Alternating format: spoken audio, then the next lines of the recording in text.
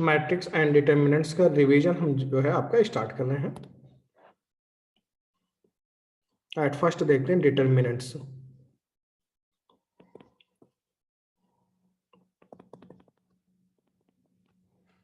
ये revision class है, इसलिए जो है हम आपको थ्योरी थोड़ा सा बहुत डिटेल में ना जा करके एक हल्का सा रिवीजन करा के फिर हम न्यूमेरिकल की प्रॉब्लम की प्रैक्टिस लेते हैं। डिटर्मिनेंट्स में आप जानते हैं बेटा,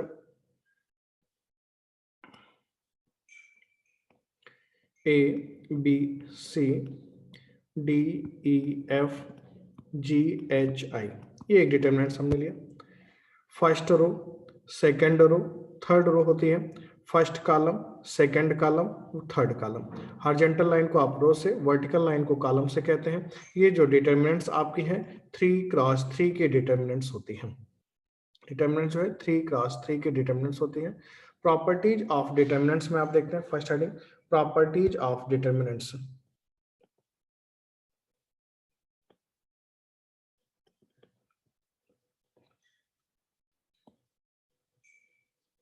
properties of determinants. First property देखते हैं, किसी भी डिटर्मिनेंट्स की किसी एक रो या एक कॉलम के सभी एलिमेंट्स जीरो होते हैं तो डिटर्मिनेंट्स की वैल्यू जीरो होती है। Zero zero zero, A B C D E F. अब आपने देखा इस डिटर्मिनेंट्स की फर्स्ट रो के सभी एलिमेंट्स जीरो हैं तो इसकी वैल्यू जीरो है। अगर इसी डिटर्मिनेंट्स के फर्स्ट कॉलम के सभी एलिमेंट्स जीरो होते तो डिटर्मिनेंट्स की वैल्यू जीरो आती। किसी भी डिटर्मिनेंट्स की एक रो या एक कॉलम के सभी एलिमेंट्स जीरो होते हैं तो डिटर्मिनेंट्स की वैल्यू जो होती है जीरो आती है। यहीं पे सेकंड प्रॉपर्टी में आप देखते हैं, किसी भी डिटर्मिनेंट्स की टू रो या टू कॉलम आपस में सेम हो जाए तो डिटर्मिनेंट्स की वैल्यू जीरो हो जाती है। A B C D E F equal to zero.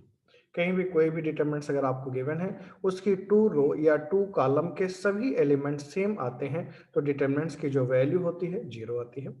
Next property देखते हैं, थर्ड प्रॉपर्टी, किसी भी डिटर्मिनेंट्स की टू कंजुगेटिव रो को या टू कंजुगेटिव कॉलम को आपस में इंटरचेंज कर दें तो मैग्नीट्यूड पे तो कोई इफेक्ट नहीं आता है लेकिन साइन चेंज हो जाता है। किसी भी डिटर्मिनेंट्स की टू कंजुगेटिव रो या टू कंजुगेटिव कॉलम को आपस में इंटरचेंज करें तो मैग्नीट्यूड पे तो कोई इफेक्ट नहीं पड़ता लेकिन साइन चेंज हो जाता है। D E F A B C G H I. अब आपने देखा यहाँ पे टू कंजुगेटिव रो को आपस में इंटरचेंज किया तो मैग्नीट्यूड पे तो कोई इफेक्ट नहीं पड़ेगा लेकिन साइन क्या होगा, चेंज हो जाएगा। फिर अगेन यहीं पे देखिए, किसी भी डिटर्मिनेंट्स की रो को कॉलम में, कॉलम को रो में चेंज कर दिया जाए तो डिटर्मिनेंट्स के मैग्नीट्यूड पे कोई इफेक्ट नहीं पड़ता है लेकिन जो साइन होता है ये आप कोई इफेक्ट नहीं पड़ता है। डिटर्मिनेंट्स की रो को कॉलम में, कॉलम को रो में इंटरचेंज कर दिया जाए तो उसके मैग्नीट्यूड्स पे कोई भी इफेक्ट नहीं पड़ता है। तो आप ऐसा लिख सकते हैं, A B C D E F G H I, ये दोनों ही जो आपको दिए गए हैं ये आपस में क्या होंगे, इक्वल होंगे। फर्स्ट प्रॉपर्टी देखा क्या, किसी भी डिटर्मिनेंट्स की एक रो या एक कॉलम के सभी एलिमेंट्स जीरो होते हैं, डिटर्मिनेंट्स की वैल्यू जीरो होती है। टू रो या टू कॉलम सेम हो जाए, डिटर्मिनेंट्स की वैल्यू जीरो आ जाती है। किन्हीं टू कंज्यूटिव रो या कॉलम को आपस में इंटरचेंज करते हैं, मैग्नीट्यूड पे कोई इफेक्ट नहीं पड़ता लेकिन साइन चेंज हो जाता है। डिटर्मिनेंट्स की रो को कॉलम में, कॉलम को रो में बदलते हैं, डिटर्मिनेंट्स के मैग्नीट्यूड पे कोई इफेक्ट नहीं पड़ता है। नेक्स्ट प्रॉपर्टीज हम लोग यहाँ पे देखते हैं। नेक्स्ट प्रॉपर्टीज में आप देखिए, डिटर्मिनेंट्स आपको गिवन है A B C D E F G H I. किसी भी कांस्टेंट को मल्टीप्लाई या डिवाइड करना होता है उसकी एक रो या एक कॉलम के सभी एलिमेंट्स में करते हैं। जैसे मान लीजिए कांस्टेंट के से डिवाइड करना है तो 1/k से आपने डिवाइड किया तो किसी एक रो या एक कॉलम के सभी एलिमेंट्स में आप मल्टीप्लाई कर सकते हैं, के ए के बी के C D E F G H I. कहीं भी आपको गिवन होता है किसी कांस्टेंट से मल्टीप्लाई या डिवाइड करना होता है उसकी एक रो या एक कॉलम में हम करते हैं। किन्हीं भी डिटर्मिनेंट्स को टू डिटर्मिनेंट्स के एडिशन के फॉर्म में भी हम ब्रेक कर सकते हैं, या डिटर्मिनेंट्स अलग अलग लिखी गई होती हैं तो उनको हम लोग एडिशन के फॉर्म में भी लिख सकते हैं। एज ए एग्जांपल आप देखिए, मान लेते हैं डिटर्मिनेंट्स ये लिखी गई है, A B C D E F G H I. Second determinants हमने प्लस साइन के साथ ले लिया, यहाँ पे एक्स एक्स एक्स BEHCFI, दोनों ही डिटरमिनेंट्स के आपने देखा सेकंड कॉलम और थर्ड कॉलम के एलिमेंट जरूरी नहीं यहाँ पे एक्स एक्स ही हो, यहाँ पे मान लीजिए आपका x1 x2 x3 रहा होता, तो आपने देखा सेकंड और थर्ड कॉलम के एलिमेंट सेम है, तो इनको एडिशन के फॉर्म में लिखना चाहते हैं आप a plus x1 d plus x2 g plus x3 और फिर b e h c f i आप ऐसा लिख सकते हैं। कहीं अलग अलग दिए गए हैं, इनको एडिशन के फॉर्म में लिख सकते हैं, एडिशन के फॉर्म में दिया गया है तो इनको अलग अलग भी लिखा जा सकता है। ठीक है बेटा, ये प्रॉपर्टीज होती हैं। फिर आपको सिंप्लीफाई करने के लिए किसी रो को किसी रो के साथ हम ऐड या सब्सट्रैक्ट कर सकते हैं, किन्हीं दो रो को आपस में ऐड करके या तीनों रो को आपस में ऐड करके किसी रो के साथ ऐड या सब्सट्रैक्ट कर सकते हैं। डिटरमिनेंट्स में जो प्रॉपर्टीज रो के लिए अप्लाई होती है, सेम वही प्रॉपर्टीज कॉलम के लिए भी अप्लाई होती है। यहाँ पे एक हेडिंग और देखेंगे हम लोग, minor and cofactors. Minor and को factors,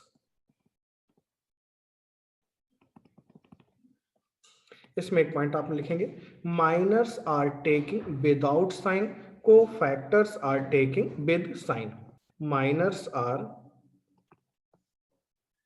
taking without sign,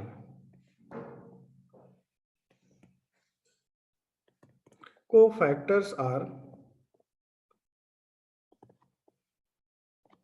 taking with sign.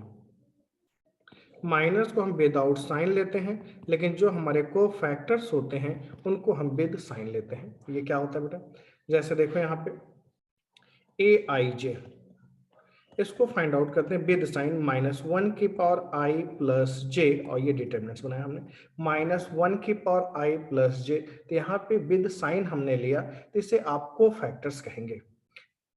अगर यहीं पे हम -1 की पावर आई प्लस जे ना लें, डायरेक्ट इसकी वैल्यू को फाइंड आउट करते चले, उसे आप माइनर्स कहते हैं।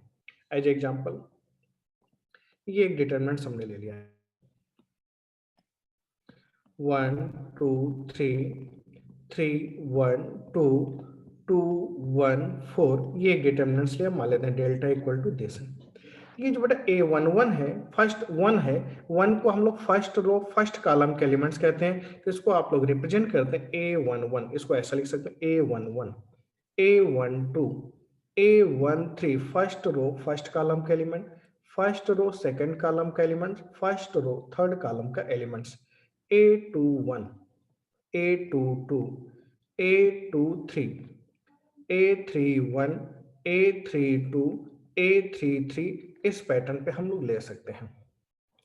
अब जो A11 A12 A13 A21 A22 A23 A31 A32 A33 जो दिए गए हैं, इन्हीं को हम लोग माइनर और कोफैक्टर कहते हैं। इनकी वैल्यू को विदाउट साइन के कंसीडरेशन के हम फाइंड आउट करते हैं, माइनर कहा जाता है। विद साइन की हेल्प से अगर इनकी वैल्यू को हम फाइंड आउट करते हैं तो उसे आप कोफैक्टर्स कहते हैं। एट फर्स्ट आइए हम लोग माइनर्स निकालते हैं। माइनर्स निकालते समय हम साइन का ध्यान नहीं रखेंगे, तो मान लीजिए माइनर अगर हमें निकालना है तो विदाउट साइन A11 की वैल्यू को आपको फाइंड आउट करना था। फर्स्ट रो फर्स्ट कॉलम को हम नहीं लेंगे, फर्स्ट रो फर्स्ट कॉलम को आप नहीं लेंगे, 1 2 1 4, सिंप्लीफाई किया आपने 4 -2 2 आ गया A12। अब निकालते हैं हम लोग A12, अगर आपको फाइंड आउट करना है बेटा, फर्स्ट रो सेकंड कॉलम के एलिमेंट्स को हम नहीं लेंगे, तो ये आपका 3 2 2 4 आ जाएगा, 4 3 जा 12 -4 8 आ जाएगा। A13 की बात करते हैं आप लोग, फर्स्ट रो थर्ड कॉलम के एलिमेंट्स को हम नहीं लेंगे, 3 1 2 1, 3 -2 की बात करते हैं आप 1 आता है। यहीं पे आप देखिए A21 second row first column के एलिमेंट्स को आप मत लीजिए, 2 3 1 4, 4 2 जा 8 -3 5 आ जाएगा। A22 अगर निकालते हैं हम लोग, ये देखिए A22 अगर फाइंड आउट करते हैं, सेकेंड रो सेकेंड कॉलम के एलिमेंट्स नहीं लेंगे, 1 3 2 4 लेंगे, 4 -6 -2। A23 second row third column के एलिमेंट्स लेते हैं, सेकंड रो थर्ड कॉलम के एलिमेंट्स नहीं लेते हैं, तो 1 2 2 1, आप देखें 1 -4 -3 A3 1। Third row first column की हम बात करते हैं, थर्ड रो फर्स्ट कॉलम नहीं लेते हैं आप, 2 3 1 2 4 -3 1 A3 2। Third row second column की बात करते हैं आप, थर्ड रो सेकंड कॉलम मत लीजिए आप, तो 1 3 3 2 3 2 जा 6 -9 -3 3 2 जा 6 -9 -3 A33 की बात करेंगे हम लोग, थर्ड रो थर्ड कॉलम को नहीं लेंगे, तो 1 2 3 1 A33 की बात करेंगे आप, तो 1 2 3 1, ये कुछ आपका ऐसा आ गया 1 2 3 1, तो आपने मल्टीप्लाई किया 1 -6 -5। ये जो बेटा हमने फाइंड आउट किया ये क्या था, माइनर था। अगर इन्हीं को विद साइन निकालना होता, कोफैक्टर्स अगर हमको निकालने के लिए कहा गया होता, यहीं पे कोफैक्टर्स कोफैक्टर्स की बात करते तो आप विद साइन लेते, तो -1 की पावर 1 + 1, आई कितना है यहाँ पे 1, जे कितना है 1, -1 का स्क्वायर करते पॉजिटिव, 1 + 2 -1 का cube negative, positive negative positive negative positive negative positive, ये अल्टरनेट आपको मिलने लगता। तो माइनस से मल्टीप्लाई होता बेटा -8 -5, यहाँ पे माइनस से मल्टीप्लाई होता तो ये आपका +3 हो जाता, +1, यहाँ पे ये +3 हो जाता और ये -5। ये जो आपने निकाला ये कोफैक्टर है। अब आइए इनके कोफैक्टर की डिटरमिनेंट्स बनाते हैं। कोफैक्टर ऑफ डिटरमिनेंट्स, ऊपर डिटरमिनेंट्स डेल्टा दी गई थी, उसके कोफैक्टर ऑफ डेल्टा अगर आप निकालते हैं तो आप देखिए A11 की वैल्यू कितनी है 2 -8 1 -5, 2 की वैल्यू देखिए -2 3 1 3 -5 आपको गिवन है। अब देखो ये जो डिटरमिनेंट डेल्टा दिया गया था इसको एक्सपेंड करके देखते हैं इसकी वैल्यू कितनी आती है। डेल्टा को आपने एक्सपेंड किया 1 लिया, तो फर्स्ट रो फर्स्ट कॉलम को नहीं लेंगे हम लोग, 4 -2 2 -2 -2 आपने लिया, 3 4 जा 12 -4 8, तो ये आपका 8 आ गया, प्लस 3 आपने लिया, सामने वाली रो कॉलम छोड़ दिया, 3 -2 1। अब देखो बेटा 3 + 2 5 -16, ये आपका आ गया -11। तो डेल्टा की वैल्यू को आपने फाइंड आउट करके देखा, डेल्टा की वैल्यू कितनी आ गई, -11 आ गई। अब इनके कोफैक्टर की जो डिटरमिनेंट्स बनी हुई है, आइए इसको एक्सपेंड करते हैं हम लोग। A32 की वैल्यू को एक बार आइए फिर चेक कर लेते हैं। हाँ, यहाँ पे A32 में थोड़ा सा कंफ्यूजन है बेटा, 2 निकाला -9 -7, तो ये आप देखेंगे यहाँ पे 2 -9 -7 +7, वेरी गुड, यहाँ पे आपका +7 हो जाएगा। अब आइए इसकी वैल्यू को यहाँ पे हम पुट करते हैं, तो आपने जब यहाँ पे पुट किया लास्ट में 1 7 -5, इसको भी एक्सपेंड करते हैं। इसको जब आपने एक्सपेंड किया 2 लिया, -5 -2 10 -21, 10 -21 कितना आएगा -11, माइनस माइनस प्लस 8 आपने लिया, 8 लिया, 25 -3 प्लस 1 लिया आपने, -35 माइनस माइनस +2, ये कुछ ऐसा आ गया, -22 प्लस 25 -3, 22 में 8 से मल्टीप्लाई कर देखें 176 -33। नेक्स्ट स्टेप में आप देखेंगे 176 -3255 651 17 5 12 121, तो ये आपने इसकी वैल्यू को फाइंड आउट करके देखा 121 आ गया। तो नोट करके एक पॉइंट्स लिखेगा, कहीं भी डिटर्मिनेंट्स की वैल्यू दी गई है, if the value of determinants, if the value of determinants equal to delta, then the value of cofactor of determinants cofactor of determinants equal to delta square. कहीं भी डिटर्मिनेंट्स की value अगर delta दी गई है तो उसके कोफैक्टर की value को आप फाइंड आउट करके देखते हैं, तो उसके कोफैक्टर की जो वैल्यू आती है बेटा ये हमें डेल्टा स्क्वायर के इक्वल आता है।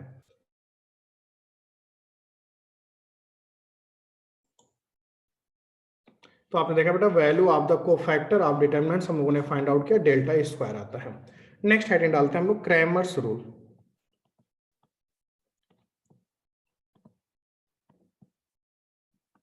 Cramer's rule,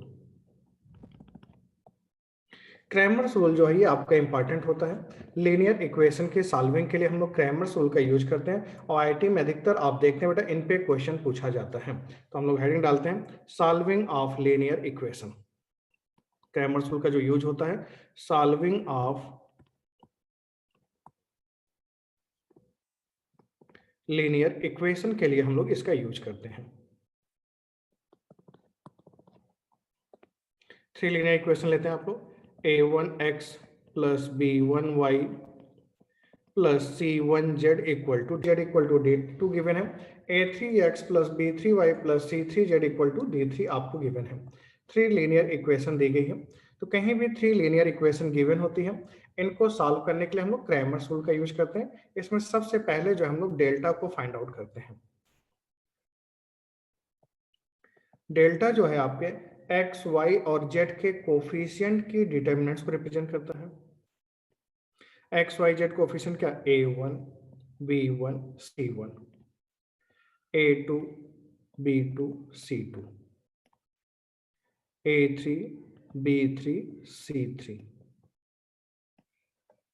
delta x, x यहाँ पे क्या है बेटा सफिक्स है। डेल्टा एक्स को फाइंड आउट करना है, तो एक्स के जो कोफिशिएंट होते हैं इनको हम d1 d2 d3 से रिप्लेस करते हैं, d1 d2 d3 से।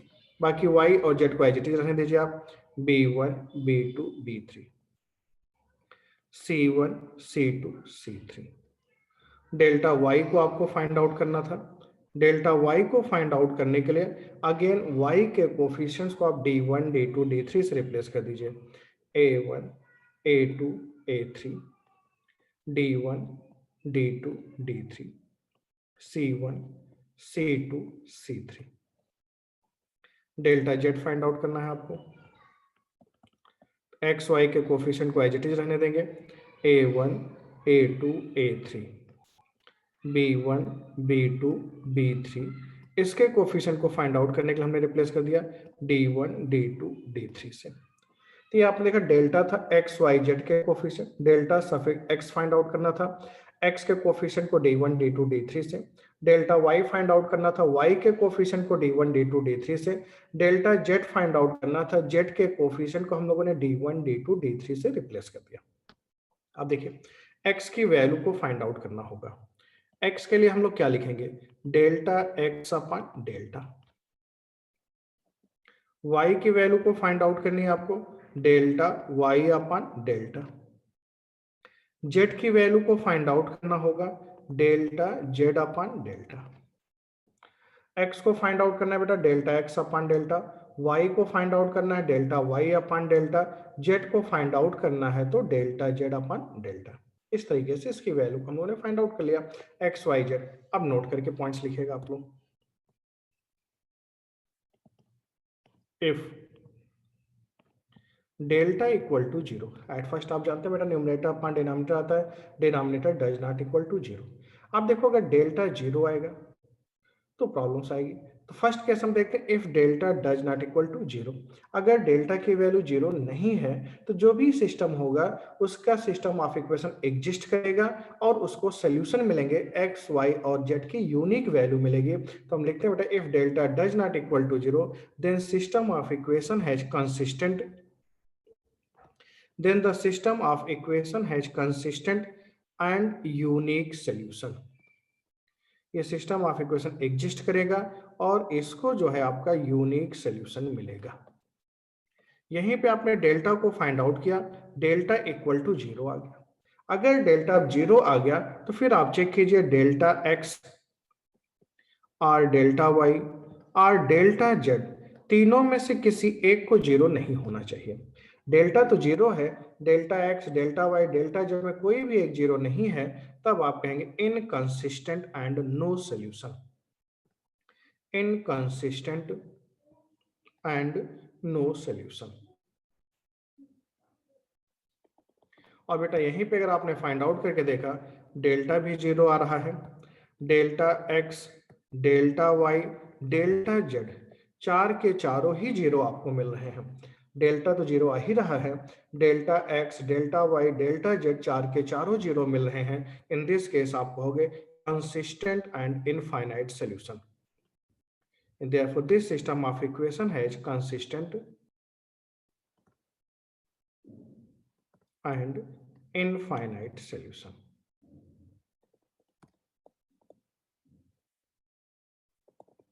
ये सिस्टम ऑफ इक्वेशन जो होगा एग्जिस्ट करेगा और इसके इनफाइनाइट सॉल्यूशन होंगे। नेक्स्ट पॉइंट देखते हैं। एक टर्म यूज होता है in case of non trivial solution. अगर डेल्टा इक्वल टू जीरो होता है तो सॉल्यूशन जो होता है non trivial solution. X Y और जेड की वैल्यू को फाइंड आउट करते हैं, थ्री से ट्रिवियल बना हुआ है। एक्स वाई और जेड की जो थ्री वैल्यूज फाइंड आउट करते हैं उसको आप कहते हैं trivial solution. Non trivial solution मतलब होता है एक्स वाई और जेड की वैल्यू न मिले।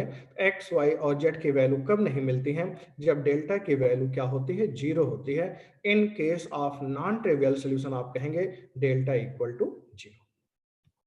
अब इन्हीं पे हम लोग कुछ एग्जांपल्स की प्रैक्टिस करते हैं।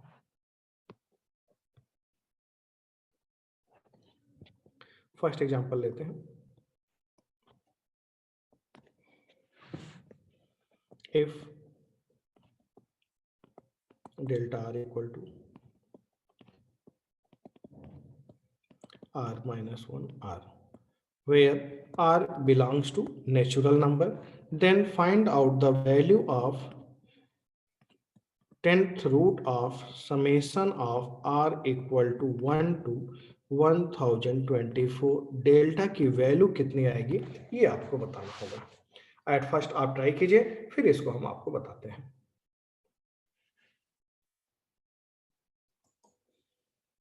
आइए देखते हैं।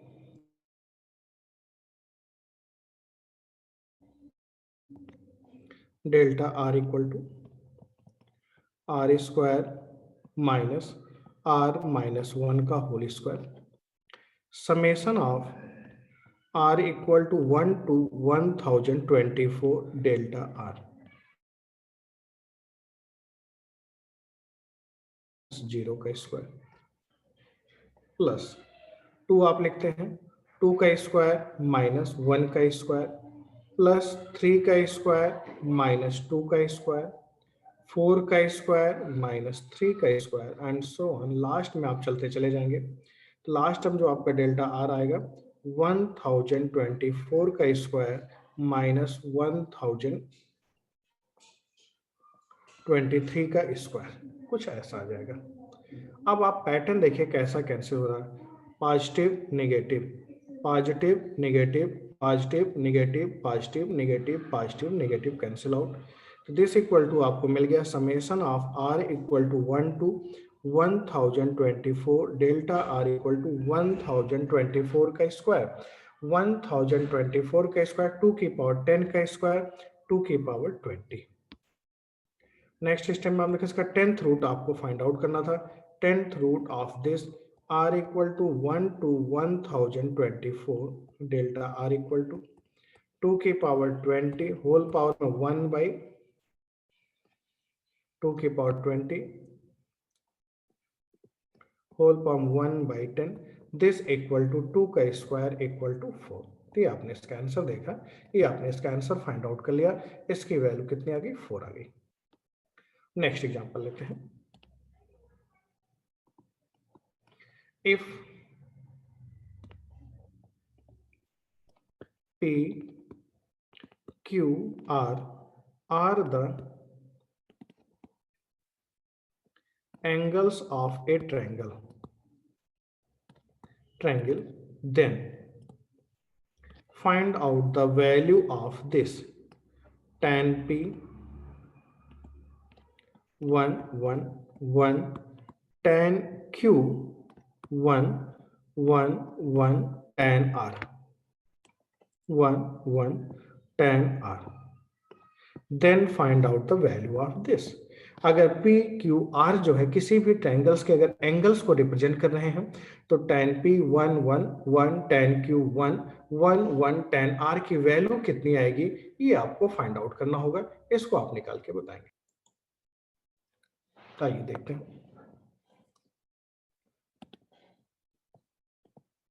इसको एक्सपेंड कर देते हैं फिर आगे सोचेंगे। हम एक्सपेंड करते हैं। आप tan p tan q into tan r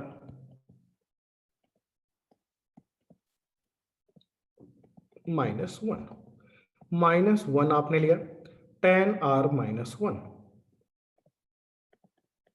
plus 1 आपने लिया तो 1 माइनस tan q, कुछ ही आपने ऐसा ले लिया। अब देखो बेटा, इसको आप लिख सकते थे tan p tan q tan r minus tan p minus tan q इधर कर देते हैं, माइनस tan r को कर देते हैं, माइनस माइनस प्लस 1 प्लस 2 ले लिया आपने। या इसी को आप लिख सकते थे tan p tan q tan r, minus common ले लीजिए, tan p plus tan q plus tan r plus 2।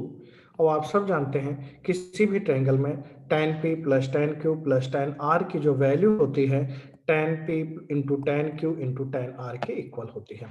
भाई आपको आइडिया है, we know that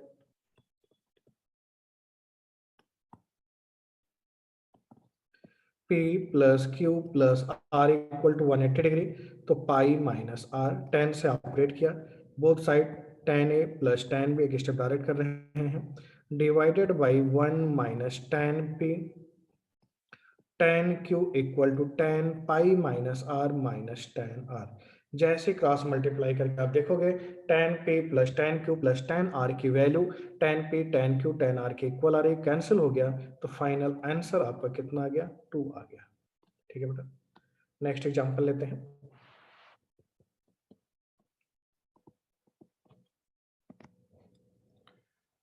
if A B C are the pth qth rth term of a GP,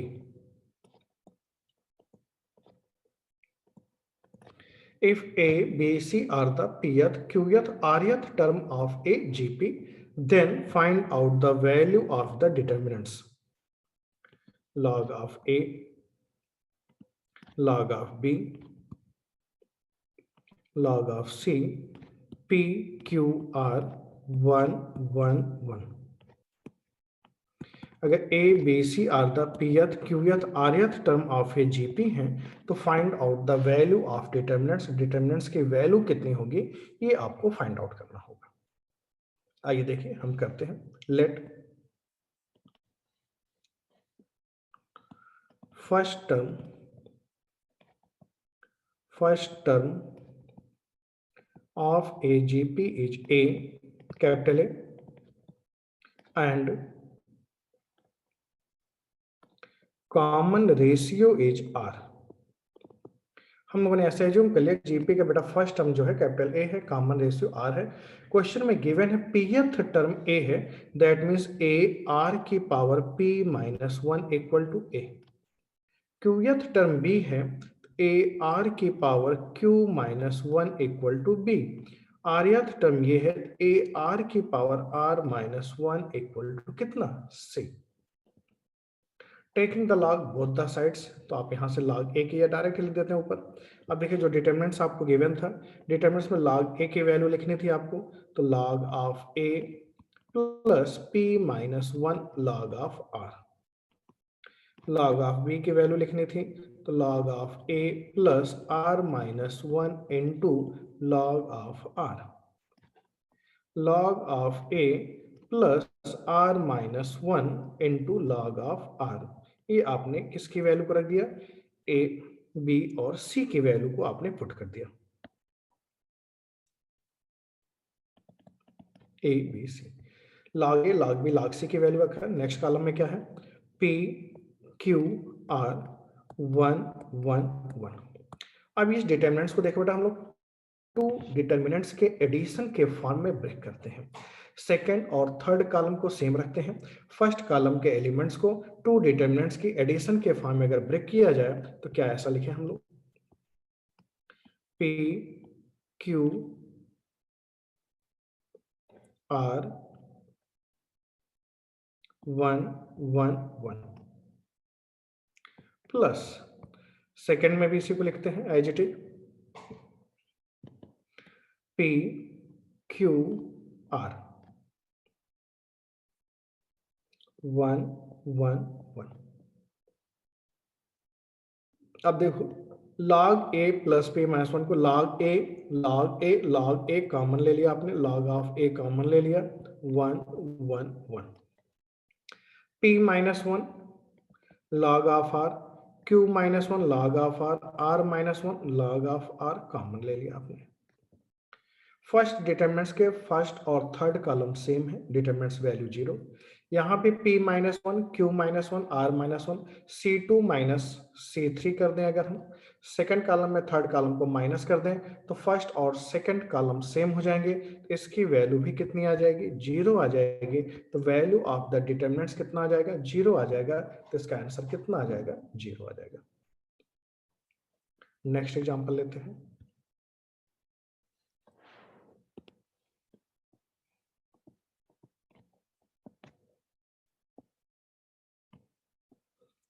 cos a minus p,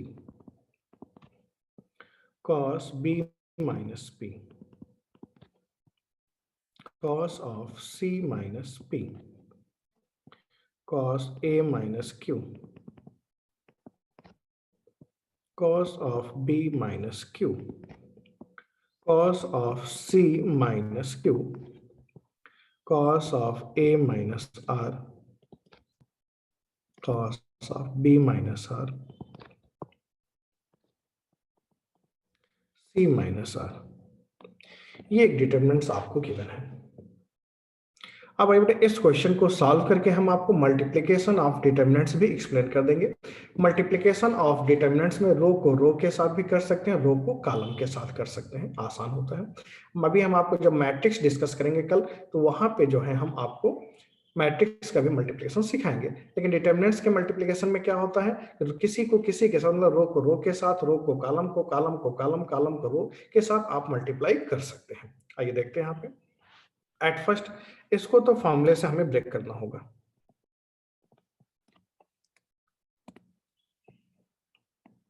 cos a minus B वाले फॉर्मूले से cos a minus p को आप break करते हैं, तो ये फॉर्मूला अप्लाई करते हैं, फिर अगले स्टेप में सोचेंगे। cos a cos p plus sine of a sine of p, cos b cos p plus sine of b sine of p, cos c cos p plus sine c sine of p। Second column में आप आते हैं, cos a cos q, cos a cos q plus sine of a sine of q, cos b cos q sine b sine q, cos c cos q plus sine c sine q। इसको भी break करेंगे, cos a cos r plus sine of a sine of r,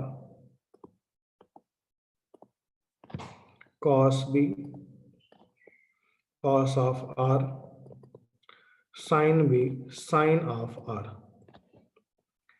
cos c cos of r plus sin c sin of r। ये आपका इस determinants को हम to determinants के product form में अरेंज करने चल रहे हैं।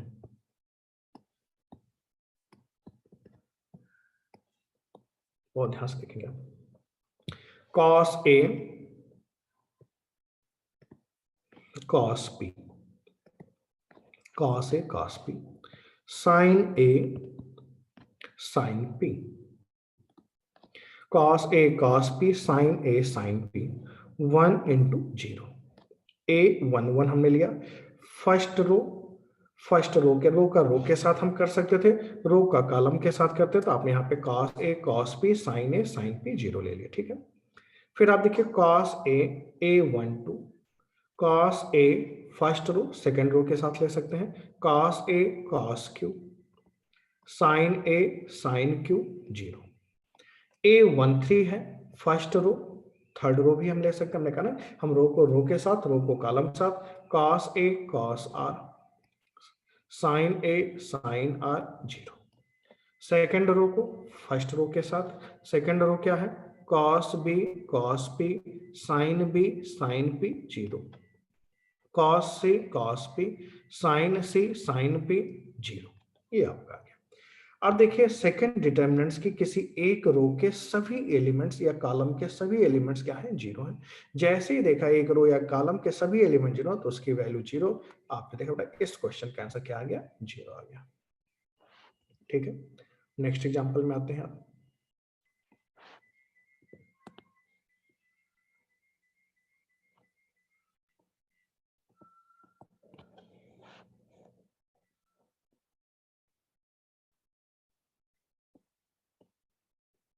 If A B C are three integers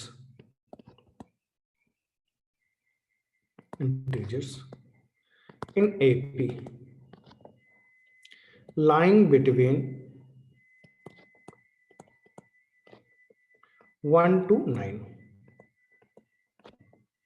then find out the value of determinants। Then find the value of determinants. ये जो डिटरमिनेंट्स हम आप लिख रहे हैं इसकी वैल्यू को फाइंड आउट करना है।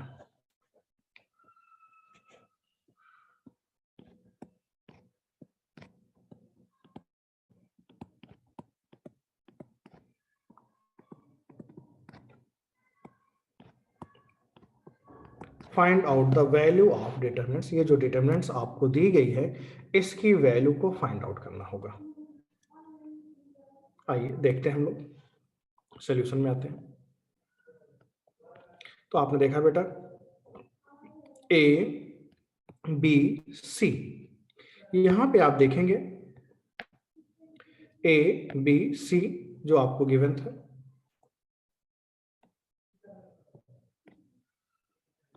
A31 को इसको हम लोग पढ़ेंगे A131, B41 को हम पढ़ेंगे B141, C51 को हम पढ़ेंगे C151, A31 को हम लिख सकते हैं 100A प्लस 30 प्लस 1, B41 को 100B प्लस 40 प्लस 1, C51 को 100C प्लस 50 प्लस 1, 3 4 5 ऐसा हम लोग लिख सकते हैं। अब देखिए ध्यान से,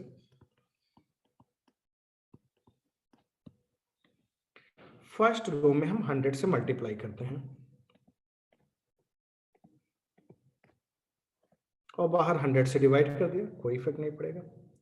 थर्ड रो में हमने 10 से मल्टीप्लाई किया और बाहर 10 से डिवाइड कर दिया।